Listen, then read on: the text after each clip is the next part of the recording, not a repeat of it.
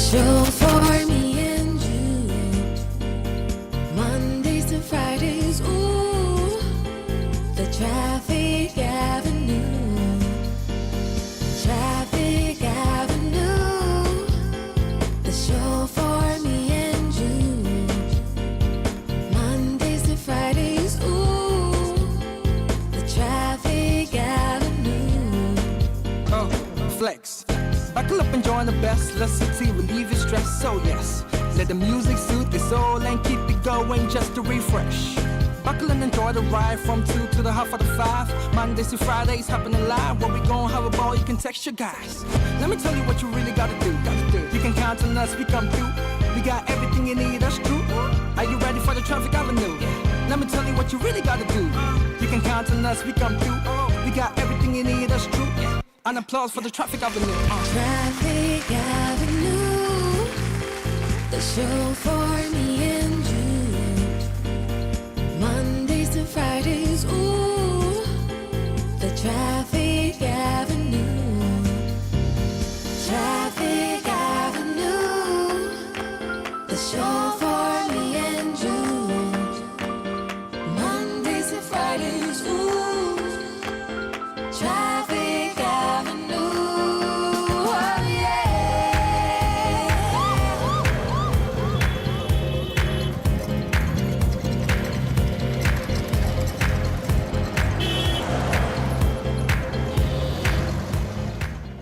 Detailed news, unparalleled coverage. City News on 97.3 FM. Eyewitness News. Be there as it happens. City News.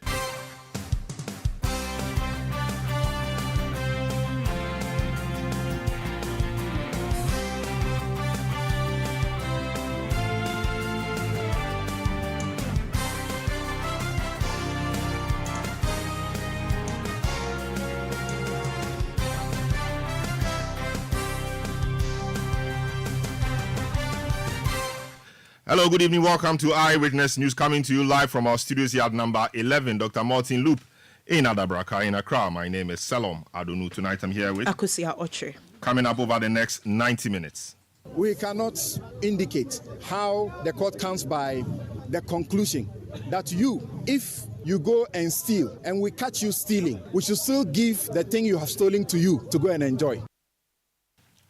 High Court in Tamale orders a rerun of the MPP parliamentary primaries at Wale Wale.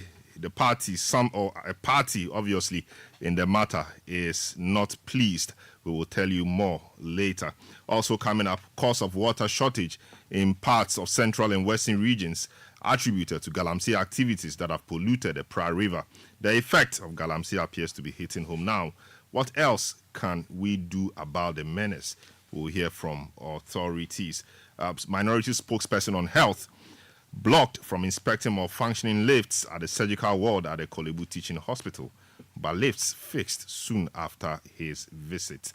Stay with 97.3 Citi FM for more on this and other stories on Eyewitness News. And in business, Peasant Farmers Association of Ghana makes strong case for immediate suspension of ban on grain exportation.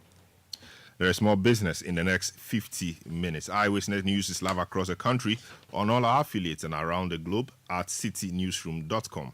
In the Western region, this is Adwempa 100.7 FM in Takwa Beach, 105.5 FM in Takrady, and Sky Power 93.5 FM also in Takrady. In the Bono region, this is Greener 95.9 FM in Sunyani. Ashanti region, Focus 94.3 FM in Kumasi, and Orange 107.9 FM also in Kumasi. In the Volta region, Revival 99.3 FM in Tajevu, and VOV Radio 95.7 in Hoho. In the Northern region, this is Radio Bimbila 91.9 FM, and in the Upper East region, Quality 88.7 FM in Garu, and in the Upper West, Tunsong 97.3 FM in Wa, and Jirapa 96.1 FM. Your comments are welcome via our WhatsApp line 0549 986 996. You can follow me on X, formerly Twitter, at Salom Adonu. The hashtag, as always, a Citi Newsroom. Akosia gives us our first story. Now, the High Court in Tamale has annulled the result of the NPP parliamentary primary held in Waliwali in the Northeast region following a lawsuit by a member of parliament for the constituency, Larry Bazurira Abudu. Now, she challenged the election of Dr. Abdul Karibiru Atia Mahama as the NPP parliamentary candidate. Or the court in its judgment ordered a rerun of the primaries. After the proceedings, the MP's lawyer Sylvester Isan addressed journalists. What I have to say is that it's sad that Walawali constituency has to take us this far, okay? Because that is the home constituency of the presidential candidate of the NPP, okay? But it's better late than never. So we believe that the party at the moment can even disregard what has happened in court.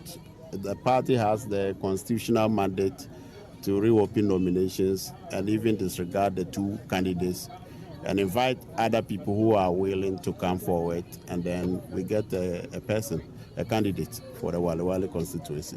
Okay, but it's a learning process. I want to believe that if I have the power, I'll tell the MPP that next time you are having elections, you handpick someone from your presidential candidate's constituency. You don't allow contest there. When we say democracy, democracy is not necessarily filing in a queue to vote. Okay, so all these things would have been avoided if we have foresaw that some of these things were coming to happen, okay? So I would say that no one can particularly celebrate because it's even sad that we have gotten this far, okay? So that's what I have to say. But what do you have to say to assertions that your client is only profiting from an irregularity that you see, I didn't actually want to go there, okay? But look at the story. We initially said that 17 dead delegates we predict voted in the elections. Now, they said that no dead participated in the elections. You get that? Now, when the registrar was brought by order of court, they were initially against the registrar from being produced in court. If you don't have a skeleton in your cupboard, will you be hiding? Will you be saying that the register should not be brought to court? Now, when the register was brought to court, we saw that out of the 17 who might have voted, 6 were ticked. 6 of the dead, delegates were ticked. Now, out of the 6, there is what we call a list of dead delegates. Before the elections, it was compiled and shared with every stakeholder. They disputed that list. We produced medical cause of death certificate. They came and they were challenging. But you don't deny that the person is dead. Now, in law, if we said that this person is dead and has voted, and you said he's not dead, now the burden is shifted to you. Once you know the delegates and their numbers are on the album, what do? You go and call them to come to court and testify that we are not dead. He subpoenaed the whole regional chairman for Northeast. The chairman came and confirmed that that list is a genuine list. It's really the list of the dead delegates. Okay? So now they shifted the post and said that Hajia procured those people to vote. And you see, in the witness box, if I take Kabiru Fuseni, Kabiru said it was Hajia who gave him 3,000 to come and vote. In the witness box, he said that no, Hajia didn't distribute any money personally, that the parcel was given to the whole electoral area.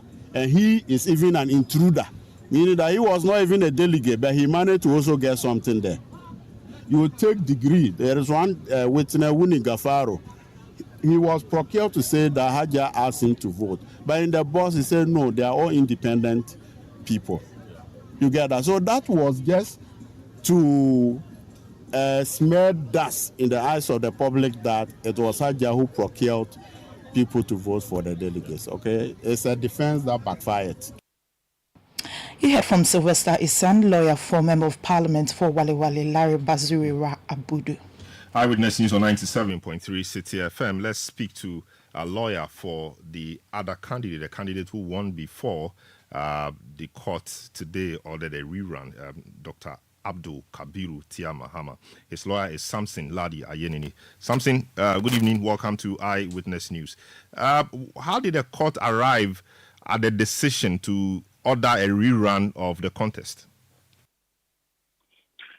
Right. I have just heard a lawyer for the former gender minister speak to you. And I'm saddened by his twisting of the facts. And Salom, the facts on the record in the court. He says, we said nobody is dead. If we don't have any issue, why did we say nobody is dead? It was not our job to say anybody is dead or is not. You claim there were 17 dead. Our job is to hold you to proof of it. Our job is not to confirm that you say they are dead, therefore they are dead. You came saying they are dead. You didn't show any evidence in proof that they were dead. And we said, at law, you can't make that argument. You need to show proof. Then he went gathering, medical certificate of death, 2 of them. And then went gathering statutory declarations of death, which were all forged.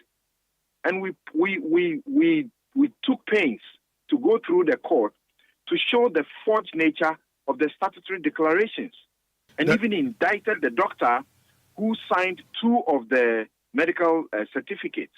Our point was simple. The statutory declarations were forged in what sense? They were forged. Statutory declarations we showed to the court, and we put some of them under in cross-examination, and they admitted to the fact that, you see, you claim that somebody died in maybe the 2020, and then you come and do a statutory declaration and say that statutory declaration was done in 2020, a day after the person's death. Then, under cross-examination, we show you that you did this statutory declaration in August. We have people saying our names have been used to do things we don't know anything about. But, Salom, that's not the important point. I just wanted to show that the twisting was unfair. And perhaps the lawyer had a hand in something and he knows his conscience may not be free. But listen to this. In the courtroom, this is on proof, on the record. We had telephony record, call records of 3 persons. We ask 3 persons, and these records contain telephone contacts between agents of the plaintiff and these individuals. And these individuals, one of them, for example, the agent spoke to that person a dozen times between the night before the election and the day of the election. And people have come to court to say you gave them 3,000 cedis, you gave them a number of goodies to go there and vote. Meanwhile, you label those people as people who are impersonators. And they came and said you gave them this to come and vote. And the lawyer now says what? We have 3 telephony records of 3 individuals named. Then we had a recorded telephone conversation where one person was being threatened because they were being called to come and testify, and they were being threatened not to come and testify in the courtroom. And we heard how the woman... But did they come eventually? Did the guys who say were threatened come eventually to testify? We managed to get 2 of them to come to the courtroom. I'm talking about one who stood in the courtroom and spoke about having been given 3,000 and having been giving all sorts of things by the woman to come and vote. And we actually under cross-examination asked people, who did you vote for? They said yes, because she is the one who came and gave us this. I voted for her. You procure people to impersonate 6 dead people. You procure people to impersonate two absentees. And then you come to the courtroom to say, I have been wronged. Something has gone wrong. Those who organized the elections didn't do well. And we showed this in the courtroom. So our point of law was that the principle of law is simple. If you are caught stealing, you will not benefit from what you stole. You cannot benefit from your crime or your wrong. The process of your crime. Yeah, exactly. So yes, the court found and must find. Later when we see the judgment, the court would find, because the court cannot find any other way. The court must find that there were 6 persons whose names were ticked as having voted, even though they were said to be dead. There were 2 people whose names were ticked, even as having voted, even though they were absent. But eventually, it was proving that they were procured by this same woman to vote. So you can't benefit from it. That's all the points we made in the courtroom. So we are surprised by the turn of event. But, well, it's a rerun. So let's see how it goes for them. So does this end the matter, or you will appeal it? Does it end the matter? I'm unable to say anything now. You know that the deadline for submission of nominations is just on the 13th, is it? Mm-hmm. The judge said he will give his reasoned ruling. He will give his reasoned ruling on the 12th. That's like a day away from the deadline for the submissions or so. So we'll wait and see a copy of it and see what it is. But we are clear in our minds that, as the judge said, they claimed there was overvoting or they were not allowed to do a recount. They abandoned all of those. So he dismissed those reliefs and then said, as for the irregularities, they occurred. What are the irregularities? That people impersonated dead people and absentees. And then there was one situation where 2 delegates had their names repeated in the album. And we show clearly, one of them came and said, I didn't prepare the album. My name has been repeated twice.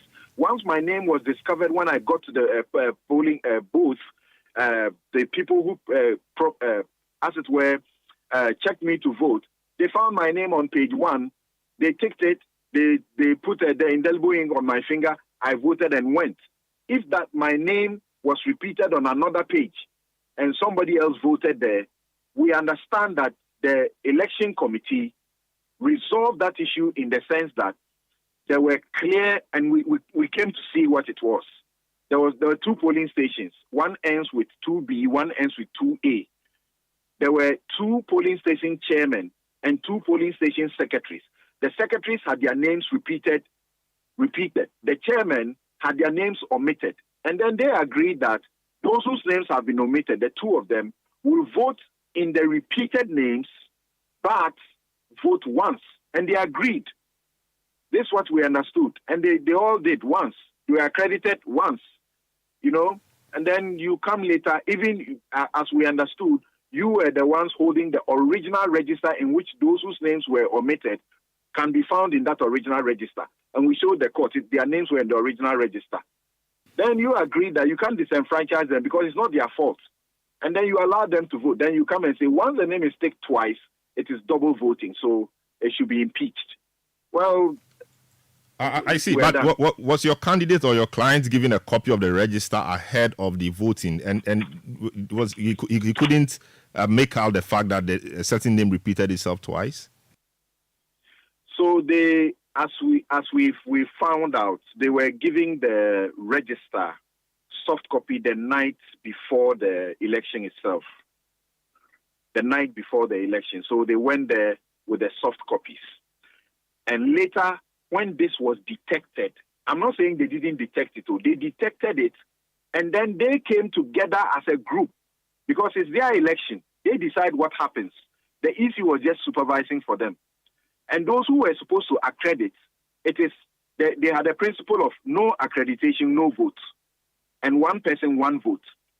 So they decided that we know these people. These are 2 chairmen, polling station chairmen, whose names have been omitted in this register. But in the original register, which is a source document for making the new register, their names are there. And this omission is not their fault. So they should be allowed to vote. So once they allow them to vote, that is it. You can't come now later and be claiming to a court that these are double votes. And those would have been only 2 votes anyway. That would have been struck off. Yes. And you still have lost. I also understand that you were not happy with the conduct of the judge from the beginning, and so you had written to the CJ about, his conduct. Is that correct? My client did that. There was a formal application in the court to prohibit the judge from hearing the matter. But let's not go there, because eventually, once my client made an application, petition to the CJ, and the CJ gave the judge the warrant to go ahead and hear the matters, we simply didn't pursue that anymore, because the judge, on one day when we're not in court, just decided that application, had been struck off or something of the sort. But there were things that led to that particular application, and the view we held at the time was that since it's against him, and for certain reasons, he cannot be a judge in his own cause. And so the petition was to the CJ to empanel another judge to hear that prohibition application. But in the CJ's wisdom, the judge could still go ahead and sit on his own case. So, and in our absence, it was struck off. We didn't pursue it any further. I see. So what's next for your client? Nominations have opened today, will end on the 5th or so. Is he picking a form, or he's just giving up entirely? I don't think he's going to give up. It's just an expensive enterprise. And what he wanted to avoid was to go through another round of, expense. Because, that's all there is about it. But I suppose he should be going about it now. I did my job. My job at this point is done. I don't have further instructions yet. So we can leave it here. Very well. Thank you so much, Samson Ladi Ayeni, who is lawyer for Dr. Abdul Kabiru Tia Mahama, who initially was declared winner of the Wale Wale constituency primaries. But now, today, the court has ordered a rerun of that particular race. Indeed, the party has since opened nominations. Nominations open today, will close on the 5th, and election is over the weekend, I guess, just so that they are able to race against time and elect a candidate for the vice president's home constituency, Wale Wale. We've been joined on the line by the party, our Deputy General Secretary of the NPP, Haruna Mohammed. Hello, Haruna. Good evening. Welcome to Eyewitness News. I know the party was watching that space closely, because that is an important seat for you, and you will want to retain it at all costs. Given that the matter in court is ended, what is the party's thinking? Yes, of course, I know you've opened nominations, but what is the party doing to heal wounds there, even as you embark on getting a new candidate? Thank you very much, Salom. Nominations will be open tomorrow. That is Tuesday, September 3rd, 2024. Where we are now, the party needs a proactive approach to this particular circumstances. And the party will be opening nominations for the conduct of the elections from tomorrow, and nominations will close on the 5th, and elections will come on the 8th. Salam, you know that Electoral Commission has given dates for submission or filing of nominations for parliamentary and presidential elections. And 9th September is just at the corner, and the party needs to take the necessary steps to make sure that we have a candidate for the good people of Wale Wale. The NPP is a national party. This has gone through the court process. The court has given a judgment, and in the decision of the party through the General Secretary, we need to take the necessary steps. And one of the steps is to ensure that we get a candidate for Wale Wale. And that is what we are doing currently. Hello. I see, but we've seen it in other places. In fact, even in your own party, sometimes you're able to call the parties together and they smoke the peace pipe and we let sleeping dogs lie. Given that it's a very important constituency and is so symbolic, given that it's the hometown or home constituency of the vice president, who is flag bearer for your party in this election, why couldn't you explore that ADR mechanism to ensure that sleeping dogs do not wake up, as it were? Stella, you can remember that during the process of the court, the party's director of elections went to the court and requested for out of court settlement. The judge agreed to the party's request, and we went through a certain process. Lo and behold, we had to go back to the court. You know, democracy in Ghana is built on the rules of the game, which is the 1992 Constitution. So once we are not able to do so, and the court has decided, party will go by the court's decision. We would have wished not to get to where we are today, but unfortunately, we had to go through a process that also is constitutional, which is through the courts of Ghana. And I believe that the party will still engage the parties involved in terms of this particular exercise. And I believe that the MPP will come out victorious, not any of the individuals. I see. So they say the process is expensive, etc. And what are you doing on the ground? Because the two parties the two individuals in this particular contest obviously are hugely popular. The sitting MP, former gender minister, and then the young Dr. Kabiru, very popular on the ground. I understand a lot of the young people warm up to him, etc. They are peeved, and the other side is jubilating. You know, there will be a result in the end after the weekend when a candidate is elected. What steps are you taking to ensure that wounds are healed, just so that you don't split your votes in the election? Somebody doesn't go independent, somebody doesn't develop cold feet, and somebody doesn't say, because I lost, I will not support this person, which will leave the seat, which is already closely contested, going to the NDC perhaps. Yes, Salam, it's true. The party has a reconciliation team. We are also taking cue from what happened after the Walwali elections. And we are also going to meet as an elections committee. You know, I'm the chairman for the elections committee for the Walwali constituency. I've already extended hands to various stakeholders within this particular frame, the constituency party, the regional party, the electoral commission. From tomorrow when we open the nomination, we'll meet with the security agency. On the grounds, I'll have the opportunity to meet with the youth and what have you. My duty is to ensure that we have a free and fair elections, and also as a national officer of the party, to ensure that I engage the youth and let them understand that it is the new patriotic party, it is not any other individual.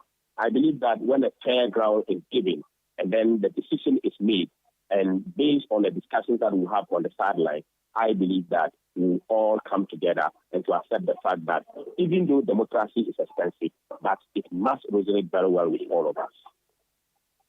I see. So now, just moving on, it does appear that quite a number of independent candidates are coming up. And then, I'm sure that the objective will be that whoever loses in this particular Wale rerun contest does not also follow what two others are doing. So the question is, we've heard of Cynthia Morrison. Now Kojo Asante of Suhum is declared is going to run independent. The party obviously should be concerned about this. The center doesn't appear to be holding. Salam, yes, we are concerned. But as we stand now, all these cases that you have mentioned remains rumors because none of them is confirmed to have gone independent. Until they pick nominations, file their nominations, it still remains rumor. So the party is engaging on the backside to ensure that some of these things is nipped in the bud. But it's unfortunate that it is also coming out. But as a party, people go into contests, they lose elections, and sometimes they take time to recover. And I believe that the party will be able to deal with some of these particular matters. Those of them that will not be able to deal with, the party will face it and then move on to ensure that victory is annexed for us. Will you say that this signals a failure on the part of the party's election reconciliation committee or anybody like that put together to resolve issues after the primaries? Will you attribute that to a failure of the NHS committee? I'll find it difficult to attribute it to the reconciliatory committee. There has never been a perfect reconciliation in the world. And if we have such situations that has not been able to be resolved quickly to be able to move on, you look at the aggregate of the issues, and to look at what is the number of issues that is still outstanding that is going independent. And then you'll be able to tell whether we have made success or we have made failures. But in this particular instance, these are issues that comes out because of individual interest rather than party interest. And that is what we have to look out. Sometimes our mindset is what is in the spirit of patriotism. And that is why I have always said that the party is bigger than any other individual.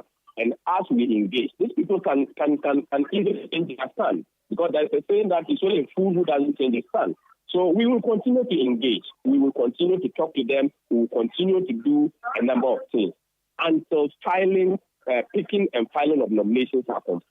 We might not be able to say that these people will actually go for those particular elections if they thought to have indicated.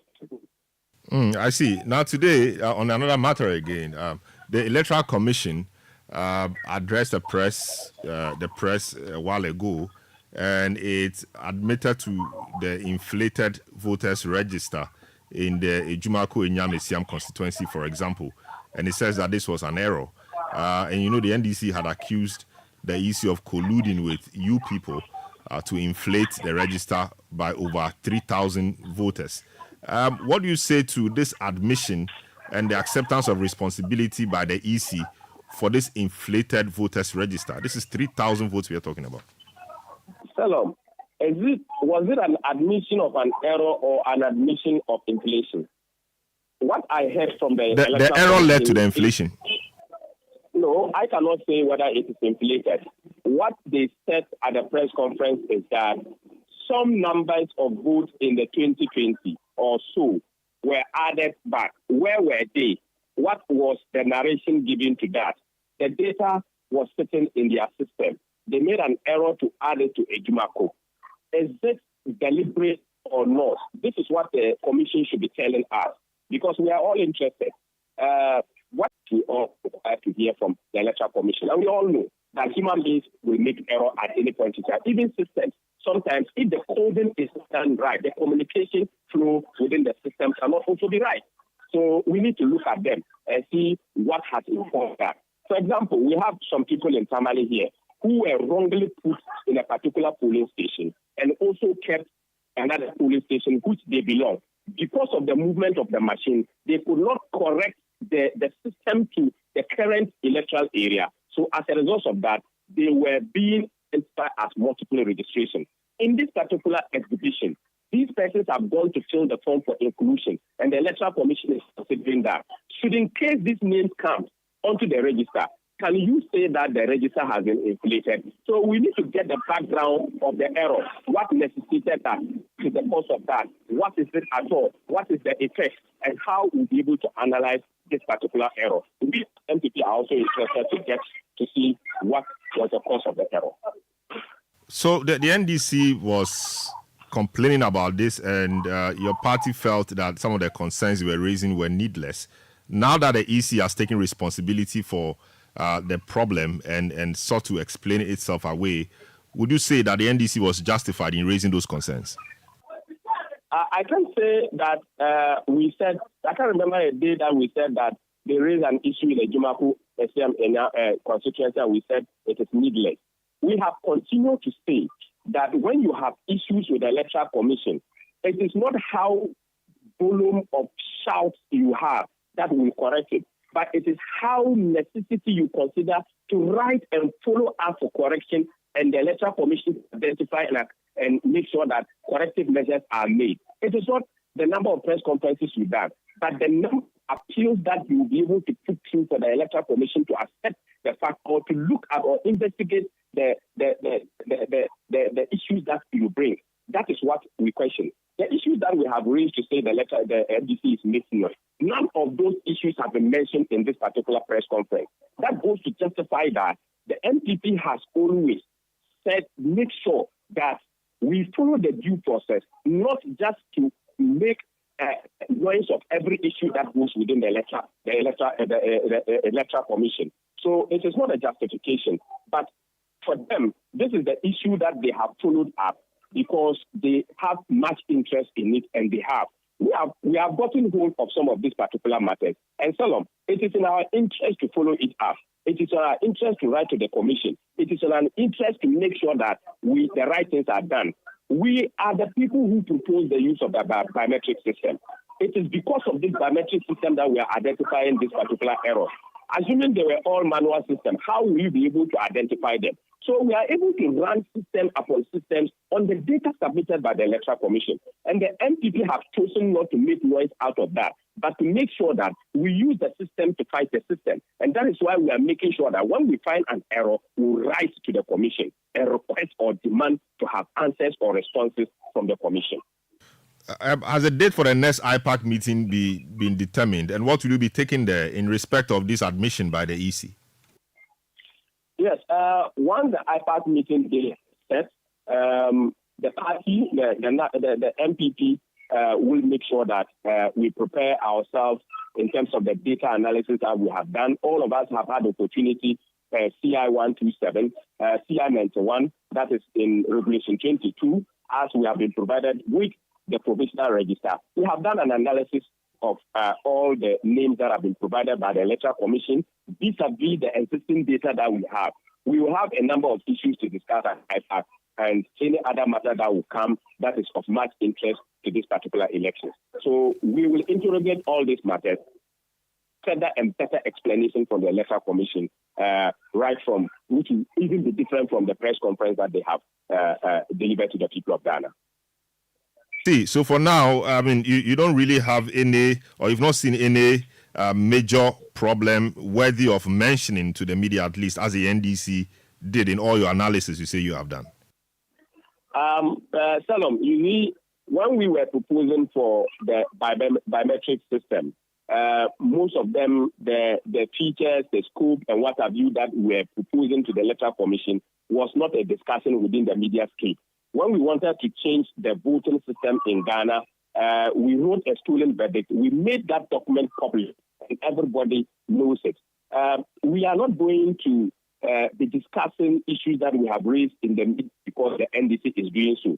When it is necessary for us to discuss a certain matter, tell them, you are our friends. You are the vehicle in which all political parties put out their information. And we have turned it that we rather address it to the commission. If the commission addresses it, then when we are satisfied, there is no need to amplify it. But if it is not, then we will come out and bring it here on matters that we disagree vehemently with the Electoral Commission. I see. And I hope this is a position of principle, whether in government or in opposition. We have always done so, whether in government or in opposition. In opposition, the biometric system, there were a lot of matters we did not discuss in the media. And also, as we are in government, there are a lot of matters too. We also came out and subsidized the Electoral Commission. Salam, I'm number one. I told the Electoral Commission in their face that when we were going for the registration of voters, we were supposed to be given the names, the list and pictures of the office that were supposed to man the polling centers. And we were not given. Per the CR, we lashed out the Electoral Commission for not following the procedures. We met at a Peace Council meeting where we had a number of discussions. I lashed out the Electoral Commission on a number of matters that they have violated the instance of provision and notification of parties on certain matters. We have done so publicly on a number of times, but we might not be able to tell the Electoral Commission on all matters that we disagree. But some of them we have done so publicly in government. We have done so in private, even in opposition. So, Salam, you are our friends. Anything that we would have to discuss to the media, we will come out and discuss that. Something we have to agree, we will agree. Something that we have to disagree, we will disagree in principle. And that is what the MPP always does. Very well. Thank you so much, Haruna Mohammed, Deputy General Secretary of the MPP. Thanks so much for speaking to us on Eyewitness News. Eyewitness News on 97.3 Citi FM. We'll take a short break. When we return, we'll hear from the NDC and go to Galamsey. And also, the minority spokesperson on health was earlier blocked from inspecting malfunctioning lifts at the surgical ward at the Kolebu Teaching Hospital. Later on, soon after his visit, the lifts were fixed. More later, don't go away. Eyewitness News. Be there as it happens. Oh, jump on now. Go, the go. Google me. At what time will you come back where I don't hear the sound of your car? Why you buy new car? No, I not change my car. It be the same ride. It be the fuel way I change. Way one shouts it. Ever since I started using the all-new Excellium Premium Fuel, fortified with 3-in-1 action. Oh, Joe, now my car they run like electric car. No, it's so. This is the type of fuel where they want to. Because now engine they cost. Where they want for way if I buy it, it go protect my engine. And with the small way I buy, I'll go drive, sir. Absolutely. It's like strapping a turbocharger to your engine and giving it a protector. And what they bust my mind, Seth, be the 3-in-1 action, no? Excellium, they prevent up to 99% of deposit. It be anti-wear, some be anti-corrosion. Won't pay when I open them. Yeah. So where can I find this magical fuel? Just head over to any Total Energy service station and your car will thank you. Hey, then make a finish my gobe fast, then rush go Total Energies. My friend, but why your hand my gobe inside? I give you info. Make a fill the gobe too small. The go. Excellium is designed to protect your car engine, decrease fuel consumption, and lower CO2 emissions. Don't say fuel, say Excellium. Choose Excellium, choose quality. Hi, Aku. I just got the estimate for the home repairs. It's more than we expected. I'm really stressed about where to find the money. Why worry, Musa? You are a salaried worker. Haven't you heard about the GCB personal loan promo? They can give you up to 700,000 Ghana cedis in less than 24 hours at a significantly reduced interest rate and fees. Really? This sounds exciting, but is it easy to apply? Super easy. Skip the stress. Get the cash with the GCB personal loan promo with a 1-month repayment holiday. Just visit a GCB bank branch near you or call 0302-634-922. Toll free 0800-422-422. No hassle, no stress. Wow, I just got a notification. The loan is already in my account. That was fast. Skip the stress and get the cash you need with GCB personal loan. Visit a branch near you today. Terms and conditions apply. GCB Bank, your bank for life. Oh, jump on now. Go. Google me. At what time will you come back where I don't hear the sound of your car? Why you buy new car? No, I not change my car. It be the same ride. It be the fuel way I change. Way one shouts it. Ever since I started using the all-new Excellium Premium Fuel, fortified with 3-in-1 action. Oh, Joe, now my car they run like electric car. No, it's so. This is the type of fuel where they want to. Because now engine they cost. Where they want for way if I buy it, it go protect my engine. And with the small way I buy, I'll go drive, sir. Absolutely. It's like strapping a turbocharger to your engine and giving it a protector. And what they bust my mind, Seth, be the 3-in-1 action, no? Excellium, they prevent up to 99% of deposit. It be anti-wear, some be anti-corrosion. Won't pay when I open them. Yeah. So where can I find this magical fuel? Just head over to any Total Energy service station and your car will thank you. Hey, then make a finish my gobe fast, then rush go Total Energies. My friend, but why your hand my gobe inside? I give you info. Make a fill the gobe too small. The go. Excellium is designed to protect your car engine, decrease fuel consumption, and lower CO2 emissions. Don't say fuel, say Excellium. Choose Excellium, choose quality.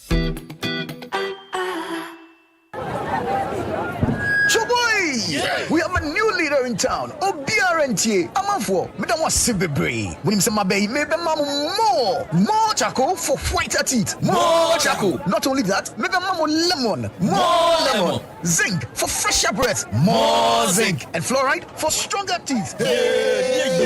Introducing the new President Charcoal Pack with more power with a combination of charcoal and lemon for naturally whiter teeth. Grab yours now. This advert is FDA approved. Let your voice be heard on Eyewitness News on Facebook at facebook.com/Citi97.3, Twitter at twitter.com/Citi973, and Instagram at instagram.com/Citi973 with the hashtag Eyewitness News. Eyewitness News on 97.3 Citi FM. So today, the Electoral Commission took responsibility for the inflated voters register in the Ejumako Enyanesiam constituency, attributing it to an error. The NDC had accused the EC of colluding with the MPP to inflate the register by over 3,000 voters. However, during a press conference today, the Deputy Chairman of the EC, Boss Manasari, clarified that the Commission mistakenly added a voter transfer list from 2020 and 2023 to the current register, which led to the inflated numbers. Dr. Rashid Tanko Computer is a Deputy Director of Elections of the NDC, is in one of the persons who have been raising the issues. He joins us on the line, giving this admission by the EC. Hello, good evening, sir. Welcome to Eyewitness News. So you raised a number of issues And the EC just admitted to this one. Are you satisfied with the admission and the commitment to ensure that the right thing is done, or you have more concerns? Salom, let me say good evening to your cherished listeners. I must say, Ghanaians must come for our vigilance in trying to protect our democracy. You see, the admission of the Electoral Commission, they have come to vindicate the NDC position all along. We made it very clear the register was not fit for purpose because the register was bloated, illegal names which were transferred from one constituency to another. When we raised these issues, the Electoral Commission coming out with their statement tried to dismiss it and told the whole world that their register was credible, robust, and fit for purpose, and therefore Ghanaians should ignore all the noise coming from us.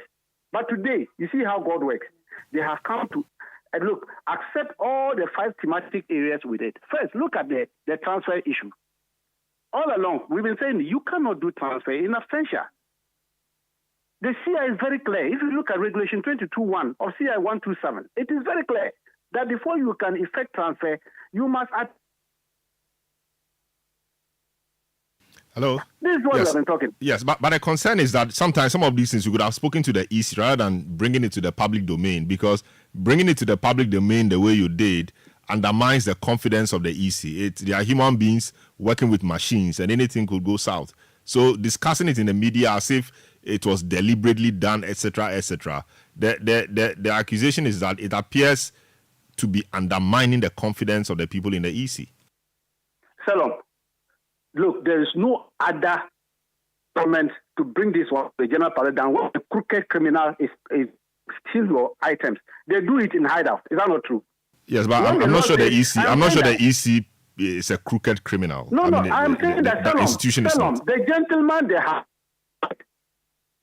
the gentleman they've interdicted, they admitted in their press conference that what he did was illegal. You cannot just pick somebody's ID card. On the face of the ID card, you start transferring the person without the knowledge of the person. Is it not criminal?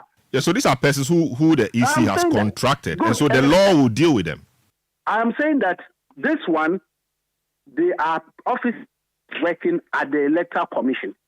And that is why we are calling for forensic audit of the Electoral Commission, the register, because this is just an aspect of the problem we are talking about. He's saying that, yes, they agree that they didn't follow the lay-down procedure. They use the pictures on the ID card to do the transfer. I see. Of verification. How are you going to convince me that all the other 260-something district offices, they were not involved in that? You remember we spoke about the proxy register, the compilation. Do you know that nobody went through any biometric check when they went to do their proxies? We raised it at IPA. We told them about it. They said they were going to investigate. Have they given any report about it after now? This is the kind of issue we are talking about. And so, EC, which is saying that now that they've seen it, they are going to institute investigation. So we don't trust their internal investigation. We are calling for an external body to audit them.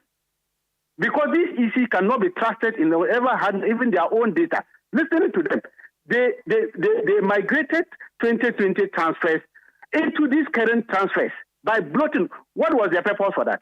If we hadn't raised the issues publicly and told them that, look, when we wrote to them about it, quickly in the evening, they came out with a statement. And their statement was to dismiss our issues that we're raising. But very well. They should apologize to God. Statement the issue by trying to rubbish what we're saying. Very well. Rashid Tanko, computer, doctor, Deputy Director of Elections, NDC. Thank you so much for speaking to us. We speak again soon. Eyewitness News on 97.3 Citi FM. Akosia has some more stories. Well, the management of the Kolebu Teaching Hospital has announced that the elevator at the surgical department has been fixed. Well, this follows a visit by the ranking member of Parliament's Health Committee, Kwabena Mensah Akando, who went to the hospital after reports of the suspension of elective surgeries and the temporary relocation of emergency cases due to the faulty elevator. However, the management denied the MP access, leading to an altercation with hospital officials officials. Mr. Minta Kando explained that his visit was to inspect the facility and verify reports about the suspension of emergency surgeries in the surgical department due to the malfunctioning elevator. Here are excerpts of the altercation. We are here at the Department of Surgery, and the lift at the Department of Surgery is not working. The information we have gathered is that some of the lifts have been down for the past 4 to 5 good years. For me, it is rather unconscionable for a whole hospital, a teaching hospital such as Kolebu, to derelict its duty for just maintaining a lift. All right, so that was the Honorable Minta Akando, who is the minority spokesperson on health. He joins us on the line to help us appreciate why he indeed went there. Hello, good evening, sir. Welcome to Eyewitness News. So you went there to inspect the malfunctioning lift, and did you need permission to do so? Because how did they even know that you were there to inspect the lift? You went to talk to somebody there? How did it happen? Okay, so I had a hint that Kolebu has suspended selective surgery. And the reason they themselves had put out there was as a result of the faulty lift. So as a spokesperson on the minority side in Parliament on health issues, I needed to know whether or not what I had heard was truism. And so I had to go and see for myself whether the lifts were in good condition. So I went there. I went to the department. Don't forget, they have about 3 lifts, and 2 has been down for the past, I think, 4 or 5 years. And so what was working was at the surgery department, and that I had to go there. When we got there, the thing was out of use. They had blocked the place, the entrance, with some broken down furniture, and there was somebody, a gentleman, sitting by to tell you that the lift is faulty. So I got there with the press. We inspected the place.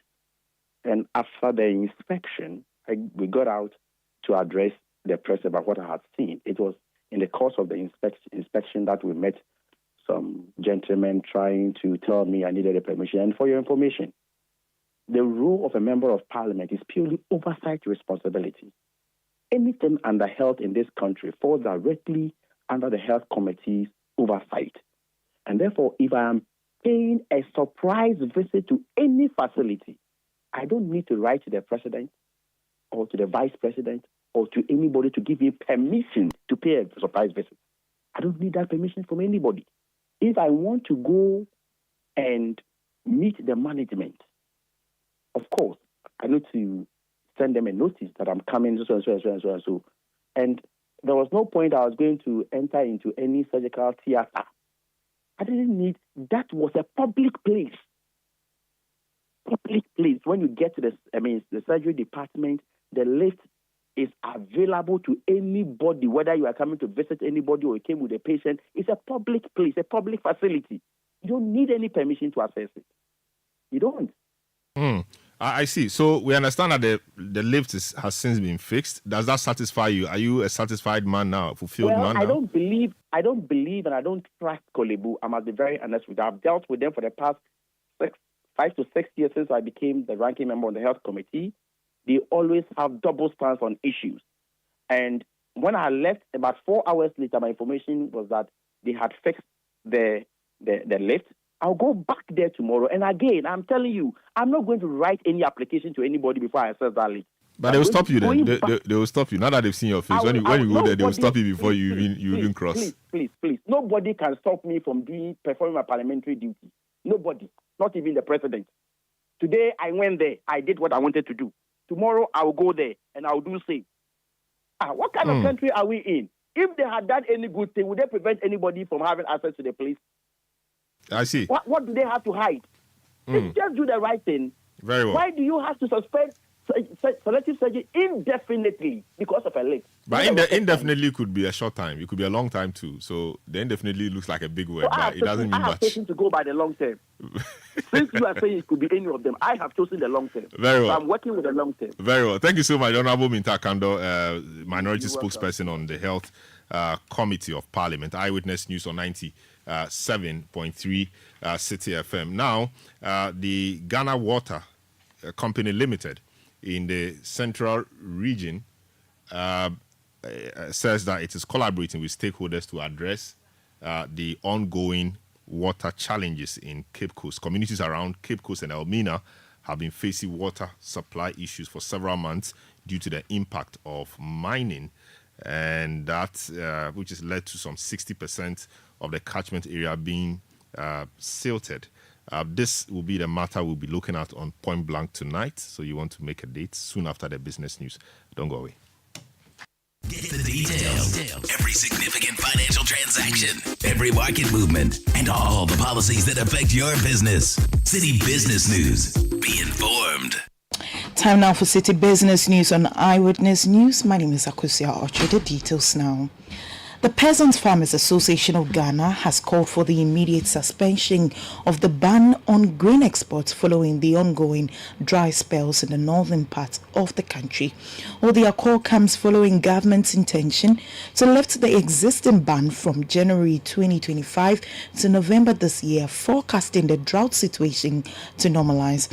Well, the association insists key stakeholders were not consulted before the implementation of the directive. Awar Adugwala is the national president of the Peasant Farmers Association of Ghana. So for us, we have always been against the ban. And then government talking about the fact that by November, if things should normalize, it to be lifted. For us, it doesn't make a difference. We want that there should be an immediate lifting of the ban, and there should be immediate engagement with all key stakeholders as to what measures properly we can implement together. Because now government is requesting for this about 500 million Ghana for the intervention. We need to have a stakeholder meeting. We need to have proper engagement. We need to know the modality. We need to know the data that we are working with. And all this is very, very important to us.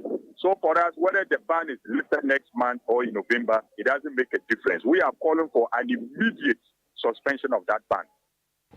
You hear that from National President of the Peasants Farmers Association of Ghana, Awal Adugwala. Now, more oil marketing companies, OMCs, have marginally reduced prices of petroleum products at the pumps following the commencement of the first pricing window in September. Well, this marks the third consecutive time fuel prices have decreased in recent pricing windows. City Business News' Daniel Sakiti has more on this report. The first window in the month of September commenced with state-owned GROW, which was previously selling petrol at 14 cedis 22 pesos, now selling the product at 14 cedis 16 pesos.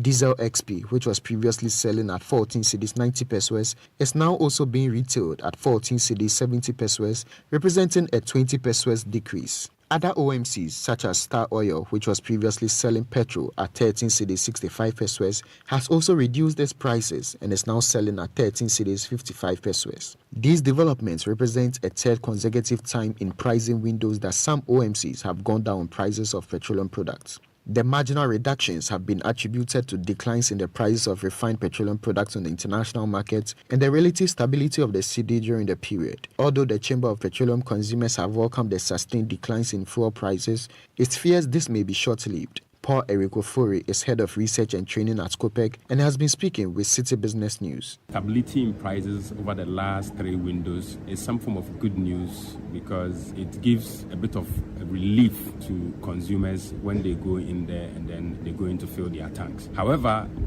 it is not something that is hoped to remain for the next 3 months prior to the elections. What we are picking up is that prices will go up, especially for the first window in October, all the way till elections.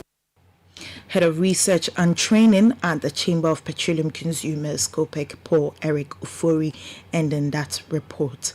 Now, small and medium enterprises and SMEs are being urged to prioritize proper documentation of their businesses to gain a competitive edge for securing contracts. Well, this message was conveyed by speakers at the This is Ghana Exhibition 2024 seminar for SMEs organized by Citi FM and Channel 1 Television. My colleague Daniel Odromensa has the details. The two-day seminar, which featured a range of experts from the business and petroleum sectors, covered crucial topics such as packaging products for the export market, utilizing digital marketing to boost revenue, managing finances effectively, and accessing opportunities in Ghana's oil and gas industry. For his part, the head of research at Nkaka and Partners, Dr. Heligonu, highlighted the need for meticulous product packaging for export markets. Packaging is critical. We could use packaging to protect our goods, to increase the shelf life, and we also look at how affordability, easy for it to be transported across the globe. But at SME, there are critical things that we have to consider. If it's for export, which region am I exporting to? A senior lecturer at the University of Ghana Business School's Marketing and Entrepreneurship Department, Dr. Raphael Odum, stressed the potential of digital tools in driving substantial revenue growth for SMEs. It offers us a relatively affordable means for any company at any level to be able to also afford getting into the marketing communication space, talk of advertising, talk of getting promotions and all that. So for SMEs in particular, yes, it is essential. The CEO of Trust Consult, Charles Mensah, advised SMEs on the importance of financial management, particularly focusing on cash flow monitoring. A lot of businesses that I've seen in the last 20 years in Ghana and elsewhere collapsed because they were not keeping an eye on the cash flow. They were selling on credit. Sometimes they make profit, but the profit has not been realized because the customers haven't paid. And yet they will go ahead and start spending. Somebody will say they smell profit, then they start tasting it. But until the customer paid, you are selling bad debts. Because if the customer hasn't paid, your money has not been realized. The head of the Strategy and Technology Transfer Unit at the Petroleum Commission Ghana, Priscilla Nchibu-Esiakon, urged SMEs interested in the oil and gas sector to prioritize proper documentation to improve their chances of securing contracts. For this industry, everything is about documentation, standards and certifications. It talks about processes. You need to do your things in a way that is in accordance with international standards. Meanwhile, participants have shared their reflections on the seminar. What I really loved about this presentation was the slide with the hundreds of digital properties that are available to leverage for different kinds of businesses. Really the importance, what it told me was it's important to know what do you want to communicate, who do you want to communicate it to, and then choose those digital properties very strategically. It was very educative. This is the first time I'm attending a seminar like this. Oil and gas, we only hear about it on the news, just passing by, but this is an eye-opener. You heard a participant from the This is Ghana Exhibition 2024 seminar for SMEs organized by Citi FM and Channel 1 Television and put together by my colleague Daniel Odro-Mensah. Well, the This is Ghana Exhibition 2024 was powered by Channel 1 Television and 97.3 Citi FM and proudly sponsored by MTN, Koa Natural, Ghana National Gas Company, Ghana Pay Mobile Money, Piva Beverages, Ghana Exim Bank, Petroleum Commission Ghana, Global Share Alliance, Built, and Armex Ghana Limited. Now, away from that, industry players have welcomed the decision to restart the Bogoso and Prestia mine, insisting it will boost government's revenue and also create the needed employment for the Ghanaian youth. Or the decision to restart the mine coincides with the conclusion of a strategic partnership and funding with global metal and mining company Gerald Group with $8 billion turnover Gerald Group. Or underground mining activities and dewatering has commenced, and the team is preparing the processing plant for gold pour. Seth Wolasmi is a mining consultant, and he's been speaking to Citi Business News. The loss of jobs as a result of their closure wasn't good for the economy. Now that they have opened, I think that is good news.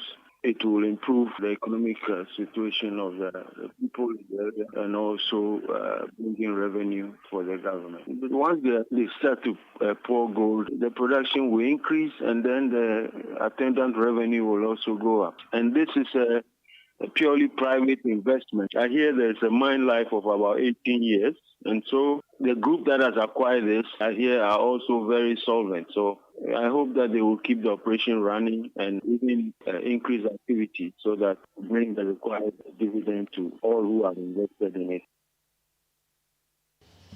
You had Seth Walasime, a mining consultant, speaking there. Now, Virgin Atlantic is returning to Ghana as the airline is set to relaunch its services between Accra and London Heathrow. Well, for the first time since 2013, daily flights will resume from Kotoka International Airport in May 2025, providing the much-needed competition and choice on this route. In a statement issued by the company, Juha Jarvinen, Chief Commercial Officer of Virgin Atlantic, noted that the new service aims to respond to the increasing demand to visit friends and relatives. Well, the UK is home to the third largest Ghanaian diaspora in the world, with customers expected to connect through London into Virgin Atlantic's US route network to destinations including New York, Boston, and Washington, D.C. Accra is expected to be a strong cargo route, and Virgin Atlantic will offer 30 tons of capacity on each flight, carrying goods such as fresh produce between Ghana and key markets in the UK and US. Well, that's how we wrap up the Monday edition of the City Business News on Eyewitness News. My name is Akosia Ochi. To stay with us, up next is Point Blank. Eyewitness News. Be there as it happens. Are you feeling tired after a hard day's work? Have you lost your appetite even for your favorite dish? Viral Blood Tonic is a nutritionally balanced, pleasant-tasting tonic fortified with iron and vitamins to boost your appetite and energy levels for high performance. Viral Blood Tonic, easy to take and good for the whole family. Viral from Danex Iting Starwin PLC. If symptoms persist after 48 hours, consult a physician. This advert is FDA approved. Are you ready to turn your dreams into reality? Don't just dream it, own it with a loan from Fidelity Bank. Dreaming of a new home? Own it with Fidelity Mortgage Loan. Dreaming of smelling the scent of a brand new tear rubber car? Own it with Fidelity Auto Loan. Dreaming of getting the latest phone, TV, fridge, furniture, laptop or gaming console? Own it with Fidelity Consumer Asset Finance. Dreaming of expanding your business? Make it a reality with our business loan. Fidelity Bank is offering flexible loans to businesses, salaried workers and the self-employed at a competitive rate. Dial 0800 003355 or visit any of our branches nationwide today to turn your dream into reality with a Fidelity Bank loan. Terms and conditions apply. Fidelity Bank. Believe with us. Fidelity. If I believe with us. Fidelity. If I know I day aside. Fidelity. Let your voice be heard on Eyewitness News on Facebook at facebook.com/City97.3, Twitter at twitter.com/City973, and Instagram at instagram.com/City973 with the hashtag Eyewitness News.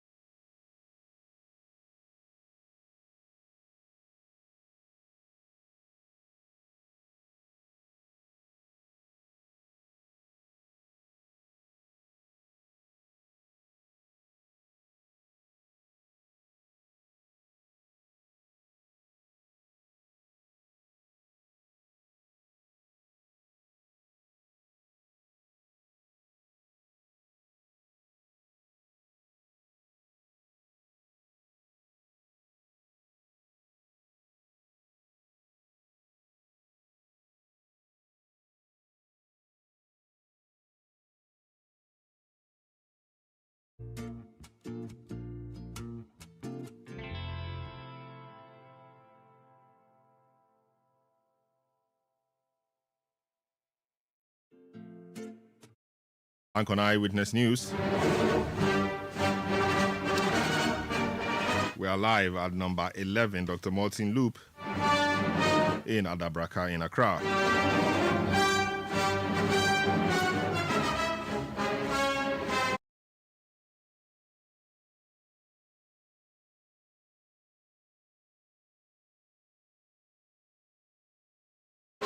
We take a trip to the central and the western regions,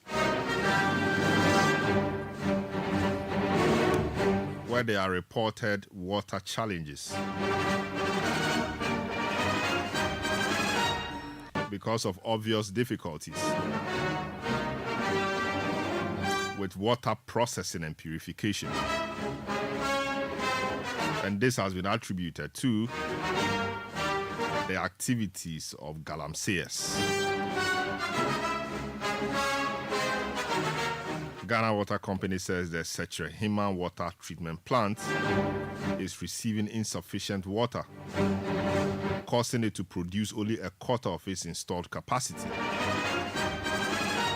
Let's speak to Nanayao Berima Banier, who is a Central Western Regional Communications Manager of the Ghana Water Company Limited.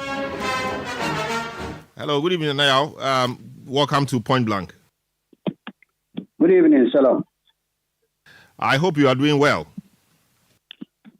By the grace of God, I'm doing very, very well. Very, very well. Nice one. So the people in the central and western regions have been complaining that they've not been getting treated water.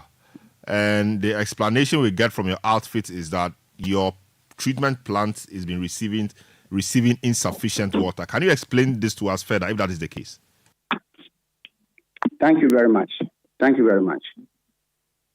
Yeah, what is happening is that Ghana Water Company has to bear the brunt of the activities of illegal miners who do not care where their money is. They would go for it. So they are going for it. And the result is that our intakes are heavily silted.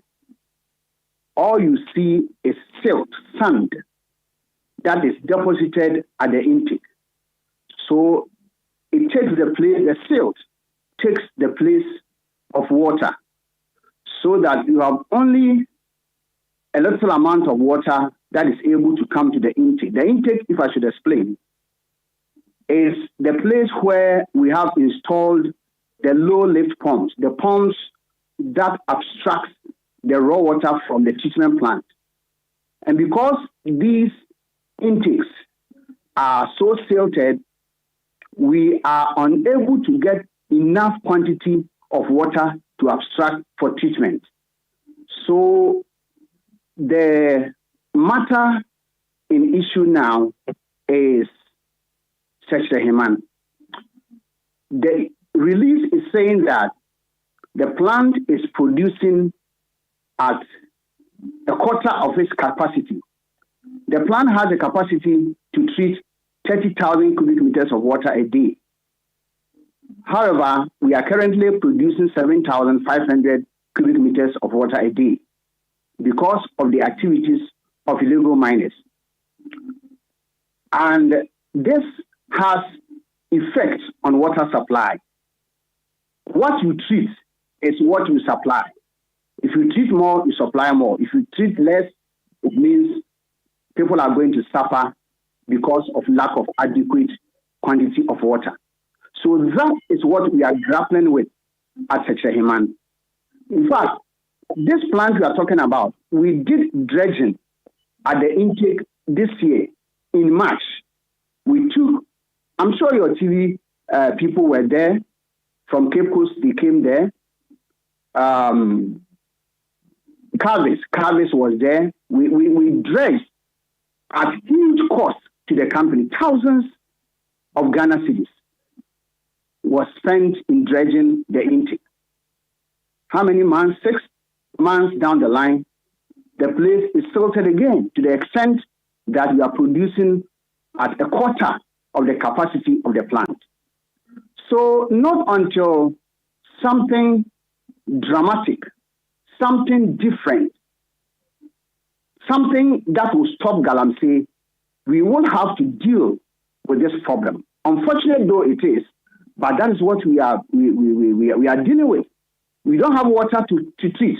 You see, another problem that we face is that because of the silted nature of the water, as the pumps that are made to abstract water takes the water, that is supposed to take water, but it ends up abstracting sand. And when the sand goes into the pumps, that's what you call the impellers, they break down. And the pumps have to be, taken down and serviced and reassembled at cost to Ghana Water Company. So we are, bearing so much cost on maintenance of these pumps because of the highly polluted nature of the water that we abstract. So if you want a picture, in short, this is a picture that I can paint for you. And it has affected supply such that residents of Cape Coast, Elmina, and its surrounding communities are having to suffer water shortage. I see. So you said you dredged in March, but ordinarily, how long does it take you? I mean, without a Galamsey problem, how long did it take you to dredge again after the first dredging? You see, Salom, this Galamsey has been with us for God knows how long, many years. In fact, before 2009, there was no Galamsey on river bodies. So if you don't even need to dredge, it may take years before you dredge. Yes, years. Because nobody agitates the bed of the river. You see, the Galamsey, what they do is that they sit on the river body and they agitate the bottom of the river because that is where the gold is deposited. So as they agitate the bed of the river with their champagne and all the equipment they use, the silt flows along with the river and then the silt gets deposited at the intake. So if there was no Galamsey, it would take us quite a while before we may have to dredge. But 6 months after dredging, we are dealing with another siltation at the intake. It's a big problem. You see, I am in charge of both Western Region and Central Region, so I know what is happening in Takoradi too. In fact, we are going to issue another statement in respect of Western Region because we are facing the same problem in Western Region. The place is so silted, as I talked to you, there is a location that we are supposed to serve water in the Western Region called Takoradi North, that's the district. In fact, we ration water in Takoradi because the production is far lower than the demand. The supply is so low, the demand so high. So we ration water. But if we are in the rainy season and the rain comes and we have so much water to abstract, people don't even see that we ration because they get water all the time. But because now, this year the rain didn't come for too long, it's almost going away. We don't have rains coming in again. So we are not getting water to treat. If you go there, silt is what you find. We went there just recently when the Minister for Sanitation and Water Resources was here. We went there and the place is silted again. Meanwhile, Takoradi, that's the Boise Water Treatment Plant, the intake was dredged in January this year. And the place is silted again, such that Takoradi North residents are not getting water. For about 3 days now, we are unable to get water to supply. Well, for your information, your reporter, Kweku Enim Eje, he also lives in Takoradi North.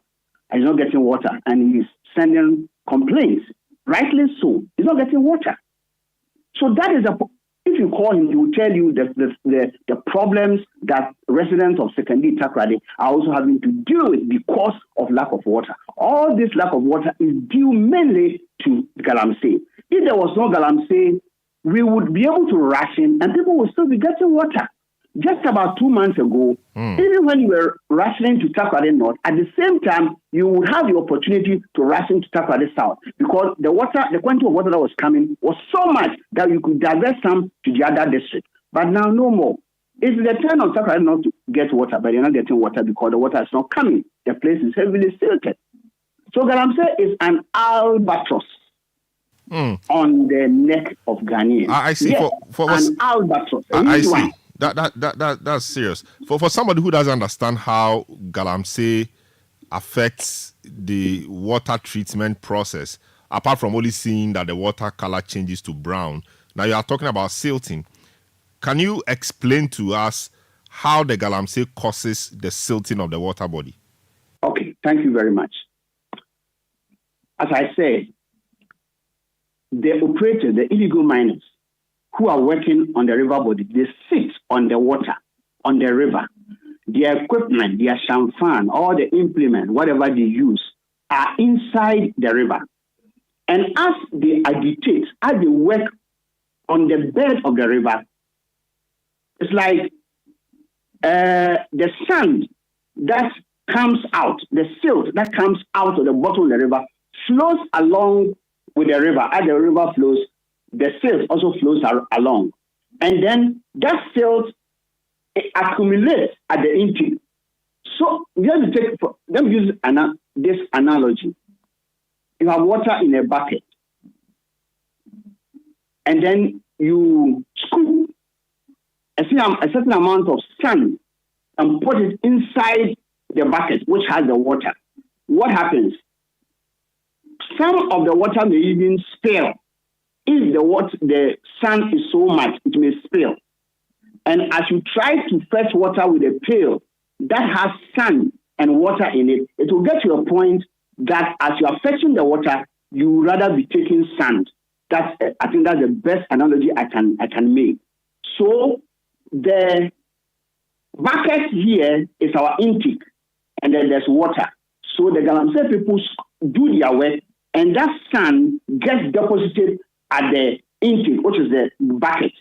And our pumps now act as the pail that is fetching the water from the bucket, that's the intake. So as the pumps are abstracting the water, they will be taking in silt. They will not be getting enough water to abstract. So the little water they abstract, the pumps abstract, is what we treat.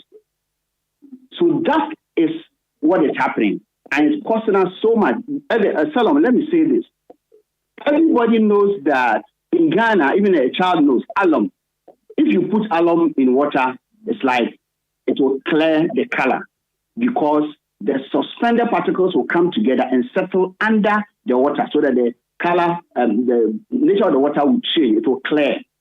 Alum has always been the coagulant that Ghana Water Company has been using for all these years. However, the Pra River is so polluted now that we are unable to use alum.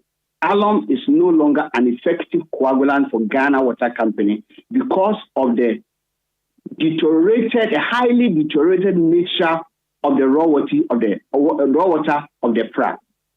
So we still need to use coagulant all the same because without a coagulant we can't treat the water.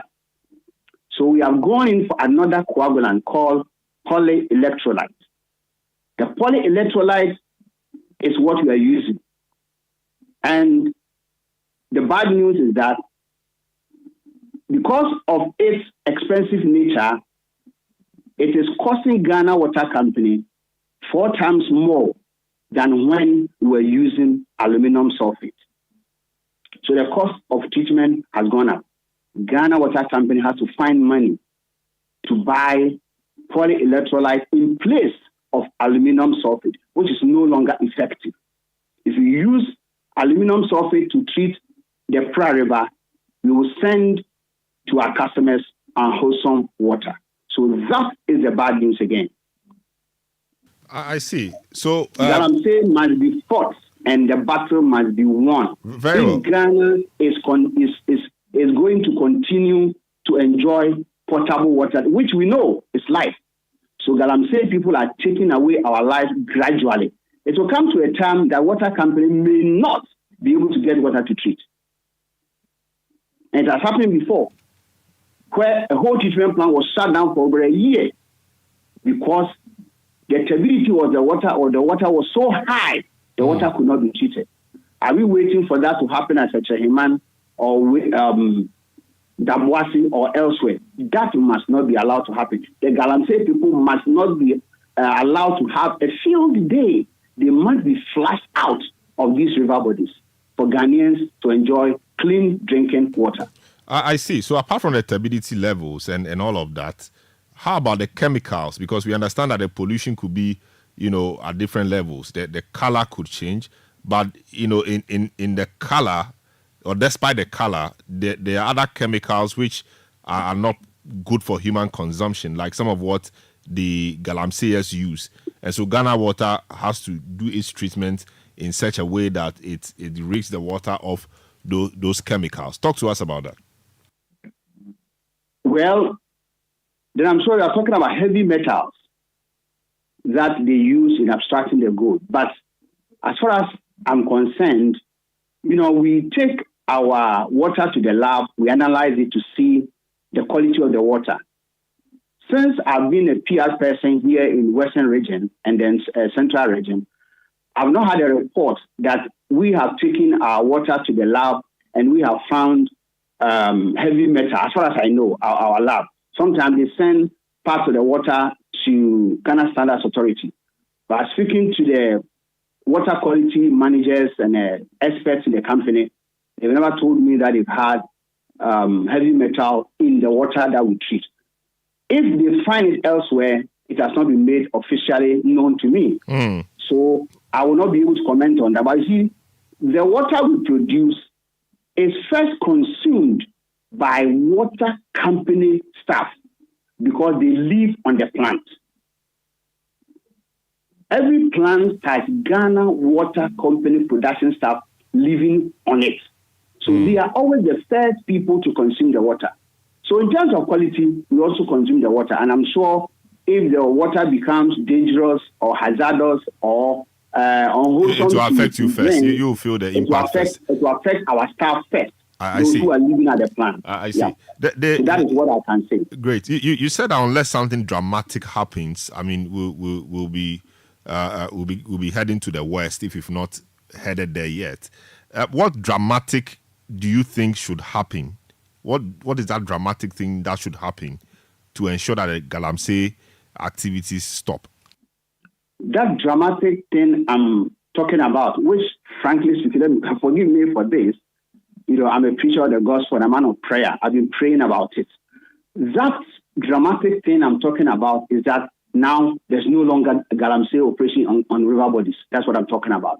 Something happens or something is done such that Galamsey people are unable to work on any of our river bodies in Ghana. So that's what I'm talking about. And I don't know when that's going to happen and how that's going to happen. I don't know. But I'm hoping and praying for a day that will wake up and say, oh, Galamsey, we have deserted the water bodies. They are no longer there. And you see the Pra River, when you are going to Takrade, to Takrade from Accra or from Cape Coast, and you get to Beposo, you see the Pra River, that heavy river body that nature has given us, has been transformed into a drainage. Yes, it's like gutter water, in the way we call it in Ghana. It's like gutter water.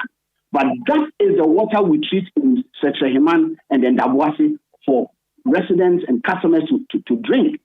So I'm praying for the day when Pra River will rejuvenate itself, will become clear. That water we know has a property of being colorless. The water must not have color. So the day that I will see that the Pra River has no color and you can stand at the bank of the river and see the fishes swimming so nicely, nature so beautiful, that is the day I am waiting for. And I'm hoping and praying that it will happen. And it must happen sooner than later before we get into trouble. I see. But, what else can we do? We've deployed soldiers, Galam stop. President has put his presidency on the line. We've arrested people. We've done a lot of things. We've jailed people. What else can we do? Because you worked at a place, you see the devastation. Sometimes I'm sure you even see the Galamseyers. What would be your prescription? That the Galamseyers should be flushed out. That's all. But we've been trying to flush them out. I mean, arresting them, jailing them, and all of that. Yeah, that's what I can say. That they should be flushed out. I see. So, at what point does the pollution occur or take place? Is it close to your treatment plant or it's upstream? How does it occur? Let me say this, and it will surprise you. There was a time, you're asking me, the media people know this. There was a time we had a visitor, a very important visitor on our plant, and we went to Daboasi. Whilst at the intake, we saw the Galamsey people working. Everybody who was there, the media people, I'm sure your reporter from Western Region was there. We saw the Galamsey people working. So they can operate as close as near our intake, where you can see them with your naked eye. I see. I see. And when they operate so close to the intake, it worsens the matter. Because immediately they work, the sun comes, the sales comes to the intake. So the closer they work, the worse the situation gets. But if you're so far away from the intake, then maybe the sales will settle somehow, or the color of the water will clear in a way.